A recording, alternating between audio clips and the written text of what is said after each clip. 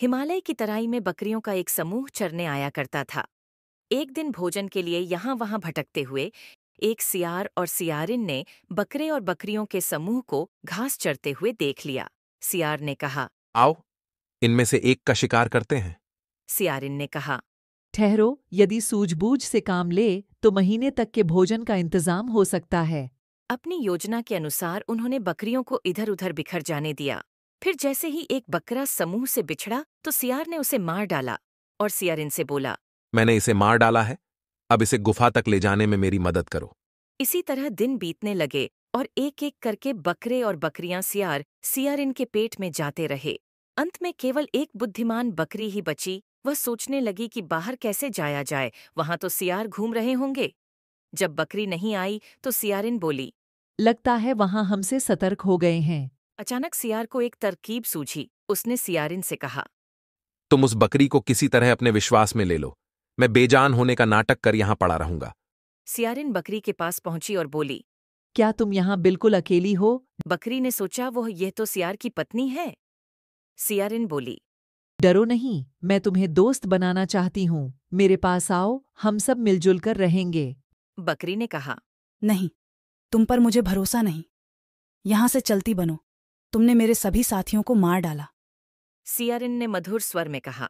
बहन, वह तो मेरे पति की करतूत थी। मुझ पर भरोसा नहीं है तो कोई बात नहीं, पर मुझसे बात करने से तो इनकार मत करो। बकरी ने अपने मन में सोचा कि बात करने में क्या बिगड़ता है, हो सकता है यह बेचारी निर्दोष हो। सियारिन ने आंसू बहते हुए कहा। बहन, मैं तो अभागिन हूँ। मेरे पति की करतूत को देखकर कोई भी मुझसे दोस्ती नहीं करता है। बकरी को उस पर दया आ गई। वह बोली। बहन, मैं बनूंगी तुम्हारी दोस्त।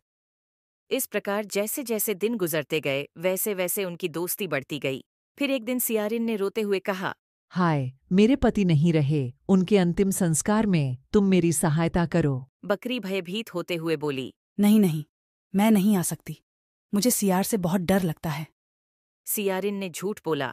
किंतु वह तो मर चुके हैं। बकरी ने कहा। जिंदा हो या मुर्दा, वह बहुत क्रूर है, इसलिए मेरी तुम्हारे पास भी आने की हिम्मत नहीं होती थी। सियारी ने बोला।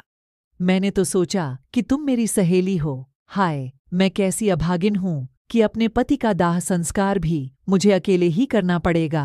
कहने के साथ साथ ही सियारिन जोर जोर से विलाप करने लगी। बकरी ने सोचा यह इतना बड़ा झूठ नहीं बोल सकती, लगता है सियार सचमुच ही मर गया। बकरी ने मन ही मन सोचा और फिर बोली। रो मत बहन, मैं तुम्हारे साथ अवश्य चलूंगी। इतना कहकर वह उसके करीब आ गई, परंतु जैसे ही वह चलने लगी तो बकरी को शक हुआ। उसने कहा। तुम आगे चलकर रास्ता दिखाओ, मैं पीछे पीछे आऊंगी। पैरों की आहट सुनकर सियार ने आंखें खोलीं। वह भूल गया था कि उसे मरने का ढोंग करना था। तंदुरुस्त बकरी को देखकर उसके मुंह में पानी आ गया, लेकिन बकरी ने दूर से ही भांप लिया था। वो ये तो दोनों ही धोखेबाज हैं। यह कहकर बकरी फुर्ती से भाग खड़ी हुई। जब बकरी भाग गई तो सियार ने सियारिन से कहा। मैं तो सोचा था कि तुमने उसको विश्वास में ले लिया होगा। सियारिन ने उत्तर दिया।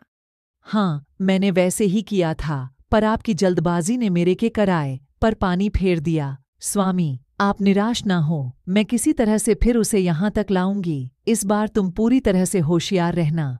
इतना कहने के बाद सियारिन उधर चल दी जिधर बकरी चर रही थी। वह उससे बोली।